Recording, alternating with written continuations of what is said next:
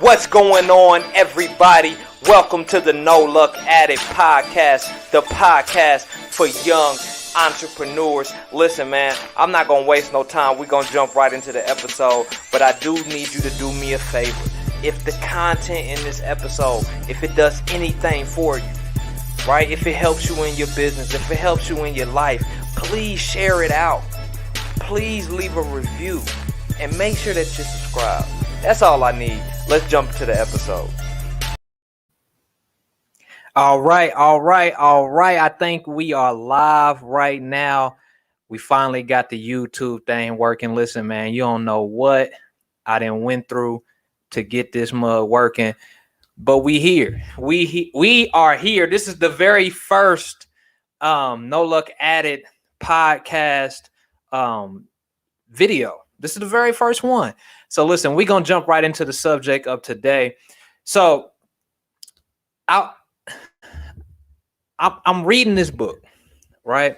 I'm reading this book called Winning by Tim Grover, right? Amazing book. Matter of fact, Tim Grover has written one of my favorite books of all time called Relentless. If you haven't heard that or listened to that book or read that book, you need to get that ASAP. I'm telling you, that book is a game changer. But in this book called Winning, he talks about fear. Now, let me explain to you who Tim Grover is and why what I'm about to say is so important, right? Tim Grover trained Michael Jordan, right? During his championship years. Michael Jordan did not win a championship without Tim Grover. That needs to be said, right? He trained Kobe Bryant on those last two championships. That needs to be said. Dwayne Wade. I just saw recently on Instagram that he's training Russell Wilson. He's trained some of the greats, not just in athletics, but he has also veered into business where he's more of a mindset coach to help people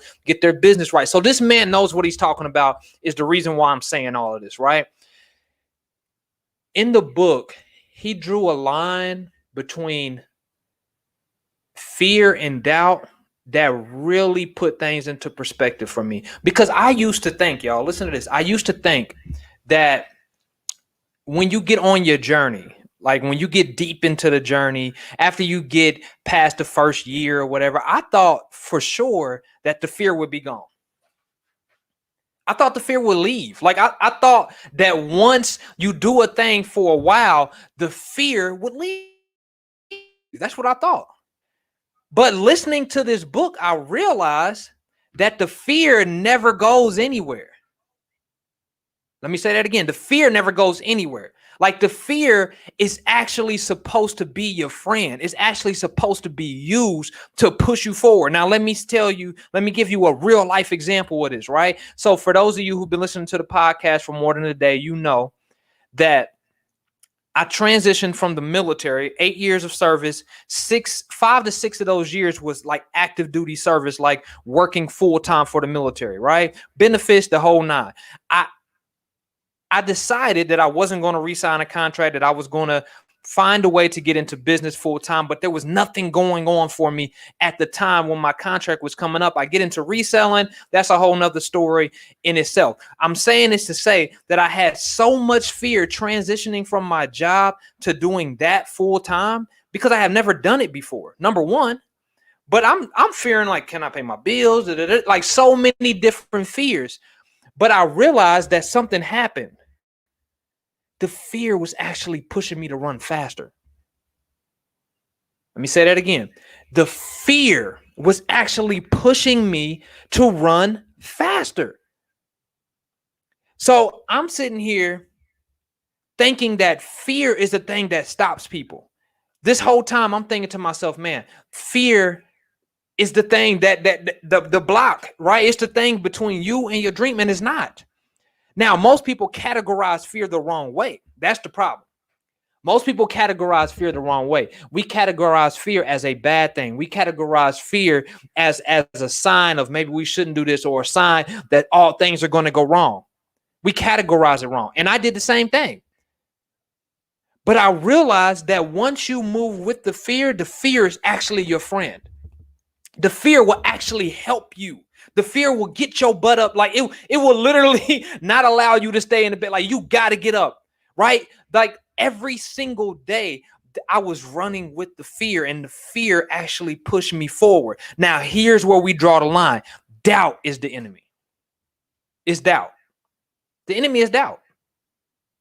There's no doubt about it. That the enemy is actually doubt, because with doubt, there's no movement. With doubt, there's no belief. With doubt, you then start to second guess yourself and second guess your purpose and second guess your gifts and second guess why you're doing what you do. And that is poison to your dream. This is the big distinction right here. We got to draw the line. Fear is actually our friend. That's a different way of looking at fear, y'all. That's not the traditional way. Like we were taught, fear is fear and all this different stuff. Like you got to stop the fear. You can't stop fear. Fear is always going to be there. The doubt doesn't have to be there. You don't have to doubt yourself. You don't have to doubt your abilities. You don't have to doubt whether or not you can make it on the journey. You don't got to doubt. Fear is always going to be there. I used to think that the longer you do something, the fear would leave. I was wrong. And I'm here to tell you, I was wrong. The fear will always be there. Now, here's the crazy thing, and here's the thing that we got to pay attention to. Fear will always be there. Fear can actually help you. We've already discussed that, right? The problem is that the doubt usually creeps in the longer you do a thing. See, we have these time frames in life, right? We have these ideals of when things are going to happen, and when those things don't happen in those time frames, we start to doubt ourselves. And when we start to doubt ourselves, we stop running with that full intensity, because we don't really know if it's going to work. So I don't want to put all my money into the business. I don't want to put all my effort into the business. I don't want to go all in because I got doubt. And we all know what happens when you don't go all in.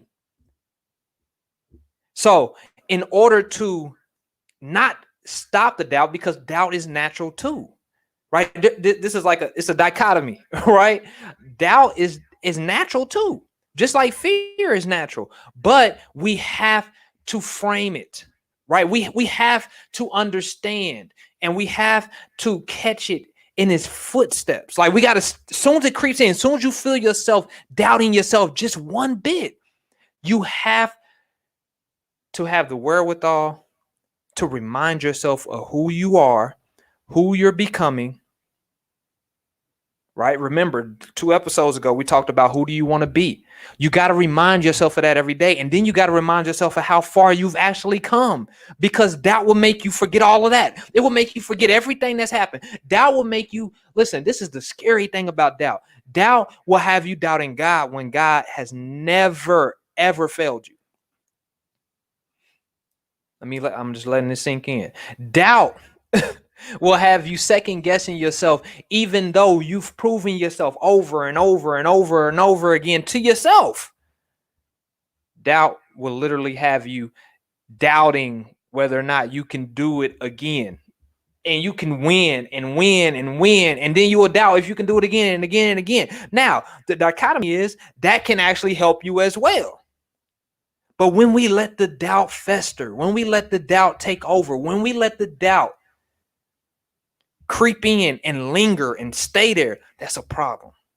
It's a huge problem. It's a problem that will literally lead to regret later on, because there's no way that you can make it to where you're going with doubt. It's too heavy of a burden to bear. It's counterproductive. You will be building with one hand. On the days where you feel like you believe, you'll be building. And on the days that you feel like you doubt, you won't be doing anything. Or you won't be doing it with the right spirit, with the right mindset. I've had my battles with doubt. And that's the reason, like when I was reading that book, it made so much sense. Because I have used fear as an energy source. I have used fear to my advantage. But I realized that doubt is the thing that stops dreams. It's not fear.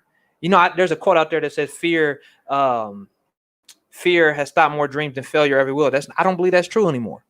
I believe doubt stops more dreams than failure ever will. Doubt stops more dreams than fear ever will. See, when somebody does not move because of fear, that's a sign of doubt. I just want to make it plain. That is a sign of doubt. And when you doubt, you don't move. It's like you don't move. You stand still. You surrender.